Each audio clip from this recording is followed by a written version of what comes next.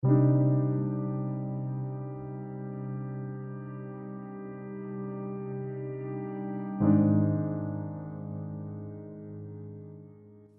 should have never gone into the forest that night, but the house felt unbearably empty. The walls seemed to whisper in the silence, stretching long and cold around me. I sat by the hearth, staring at the empty chair across from mine, where my husband used to sit, his pipe resting between his fingers, his voice humming an old tune. But he was gone. The accident had taken him last winter, leaving me to endure the weight of the quiet. Outside, the snow had fallen relentlessly, turning the world into a white graveyard. The village lanterns flickered in the distance, swallowed by the thick mist curling through the trees. Christmas was coming, and the others had their families, their laughter echoing through the windows. I had no one. So I decided to cut a tree. Perhaps the smell of pine would bring some warmth back into the house. Perhaps the act of preparing for the holiday would make the loneliness sting less. I wrapped myself in my thickest coat, took the axe and lit my lantern. The snow crunched under my boots as I walked, my breath forming thick clouds in the frigid air. The forest stood like a frozen cathedral, towering trees coated in ice, their branches bending under the weight of the snowfall. The wind murmured through them a low, eerie song. I had wandered far when I heard it, a sound too deep, too primal, a slow exhale of breath. I turned, my grip tightening around the axe. Between the trunks something moved, something massive. The dim lantern light caught the sheen of fur, the gleam of dark, intelligent eyes watching me from the shadows. A bear. My pulse slammed against my ribs. It was winter. Food was scarce. If it was hungry, it wouldn't hesitate. I stepped back, careful, my breath shallow. The bear lowered its head and moved forward, its massive paws making no sound on the snow. Then I ran. The trees blurred past as I stumbled downhill, my feet slipping on the ice. I could hear it behind me, the heavy, deliberate steps of the predator, not rushing, just following. A rock jutted out of the ground ahead, hidden under the snow. I didn't see it in time. My foot caught, and suddenly I was falling. The world tumbled around me, a chaotic rush of white and dark. The wind howled past my ears, and then nothing. Blackness. I awoke to the sensation of warmth.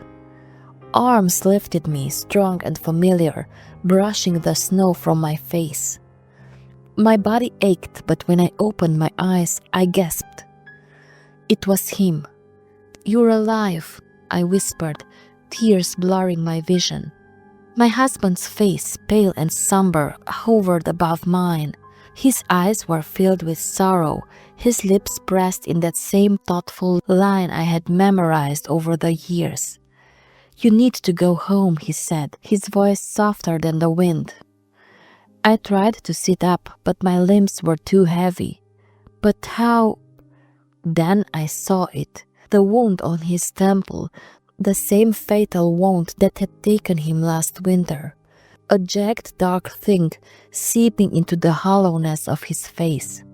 My breath hitched. His hand, still warm, pressed against my cheek. "Run!" A growl rumbled behind me, deep, guttural. The bear. I turned, my heart a hammer in my chest, but the swirling snow obscured everything. The trees trembled, shadows moved in the storm. When I looked back, my husband was gone. I stumbled to my feet, adrenaline burning through my veins. With my last strength, I ran. When I finally reached the village, I collapsed on my doorstep, gasping for breath. The storm had swallowed my tracks, the forest an unbroken stretch of white. No one believed me when I said my husband had saved me, but I knew what I saw. And sometimes in the deep of winter, I see footprints in the snow outside my window, leading away into the trees.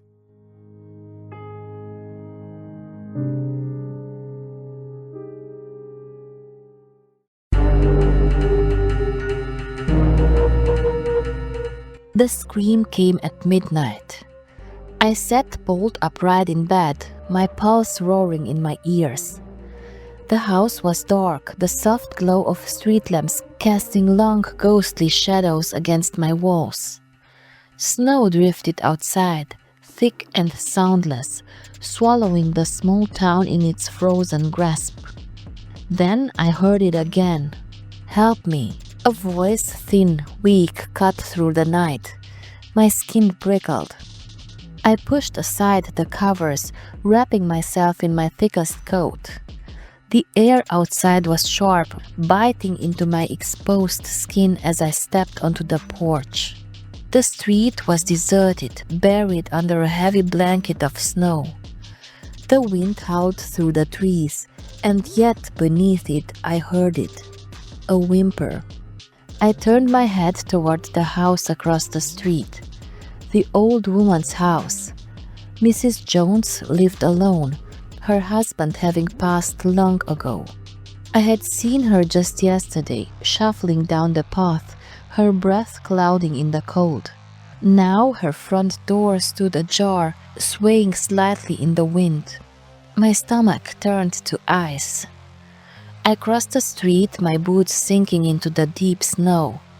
The house was dark inside, the air colder than outside. A strange smell lingered, something metallic, something wrong. I reached for the light switch, but my fingers touched something sticky. Blood. A shape lay sprawled on the floor, Mrs. Jones. I gasped, kneeling beside her, my hands trembling as I pressed against her frail throat. A weak pulse, she was alive. Something moved in the next room, a soft creak. I turned my head sharply, every muscle in my body rigid. The hallway was swallowed in shadow. My breath hitched. I could feel it, something unseen, lingering, watching. I grabbed a fire poker from the hearth and crept forward, my heart hammering against my ribs. The floor creaked beneath me. The back door stood open, the snow outside was disturbed, footprints leading into the woods. The wind whispered through the open door. "They took everything." Mrs. Jones' voice rasped behind me. I turned back to her. "But they weren't alone," she murmured, her eyes wide with something beyond fear. I swallowed hard. Who was here?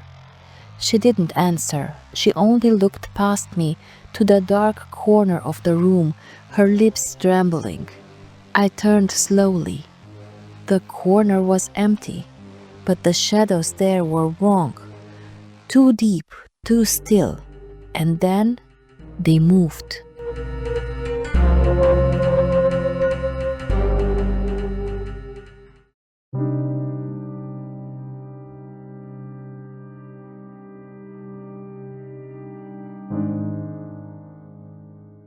The first night I thought it was nothing. I was woken at exactly 3 a.m. by the frantic barking of my dog Rex.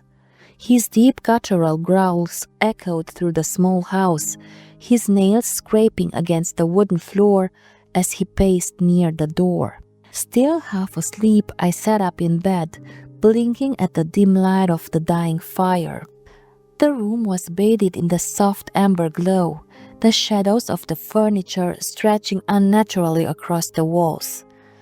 Outside, the wind moaned through the trees. Snowflakes tapping gently against the window. "What is it, Rex?" I mumbled, pulling the blanket around my shoulders.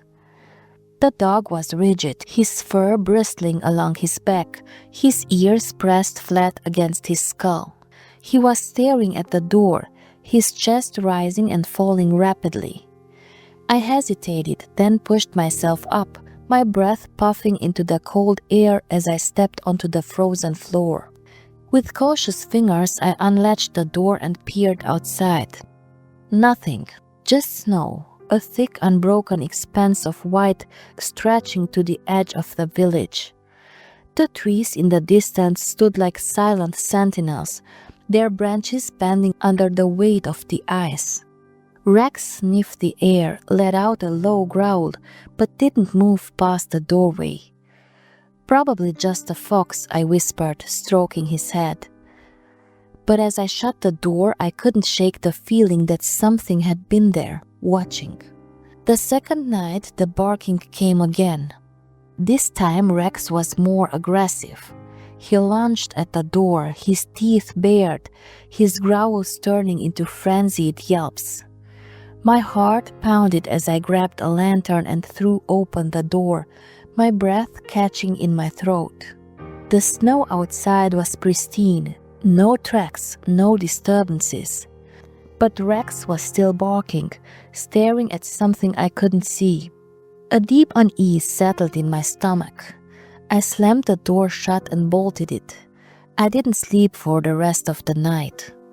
The third night I heard something else. It wasn't just Rex barking, it was a whispering. A low rasping sound carried by the wind just beyond my door. My blood ran cold as I pressed my ear against the wood, barely breathing. At first I thought it was the wind slipping through the trees, but no, this was different. This was words, garbled, foreign, not human. My skin prickled with the sensation of being watched. I gripped the fire poker from beside the hearth, my hands shaking. Then, in the silence between Rex's growls, I heard it. A single footstep. Heavy, deliberate, right outside my window. I turned sharply, heart hammering. The frost on the glass had thickened, distorting the outside world into a twisted blur. But for a moment, just a fleeting second, I saw a shape. A towering, hunched shadow. Then it was gone. I didn't sleep that night either. The fourth night, it snowed. The blizzard started just after sunset, thick flurries swirling like white ghosts through the dark. The entire village was buried under a heavy shroud of ice, the rooftops sagging beneath the weight of winter's cruelty. I told myself that Rex wouldn't bark tonight, that whatever had been there, whatever I had heard, was gone. I was wrong. At 3 a.m. sharp, he erupted into a vicious frenzy. But this time, I wasn't afraid to open the door. The storm had passed, leaving behind a frozen silence. The moon was full, bathing the world in an eerie silver glow. And there, in the snow, leading directly to my house, were footprints. They were massive, easily twice the size of a man's. But they weren't normal prints. The toes were too long, ending in sharp clawed points. The gait was unnatural, the steps spaced as if something had leapt rather than walked. The prince stopped right at my doorstep. Rex whimpered, backing away, his tail tucked between his legs. My entire body was trembling as I knelt, touching the indentation in the snow. It was deep, as though something impossibly heavy had stood there for a long time, watching me. A rustling sound broke the silence. My head snapped up, my breath hitching in my throat. The trees at the edge of the village were moving, not from the wind, but as if something was slipping into them, disappearing into the darkness. I slammed the door shut and locked it. I needed answers. At dawn, I went to see the witch. She lived at the edge of the village, her house half buried in snow, the roof sagging under the weight of years. When she opened the door, her dark eyes flickered over me, knowing. "You saw him," she murmured. I swallowed hard. What was it? She motioned for me to enter, lighting a candle that cast flickering shadows along the walls. Dried herbs hung from the ceiling, filling the air with an earthy scent. "He returns every winter," she said, "when the snow is deepest, when the nights are longest." "Who?" I asked, barely able to breathe. She poured a thick dark tea into a cracked cup and handed it to me. "He was a man once," she whispered, "a hunter. But he was cursed long ago. Now he comes back to feed." A cold thread curled in my stomach. Feed on what? Her gaze met mine, unreadable. "On whatever he finds." I left the village for the weekend. I couldn't stay. The fear was too great. I packed a small bag, 2 cracks, and traveled to a neighboring town, forcing myself to forget the prince, the shadow, the whispering voice. But when I returned, I found the barn door open.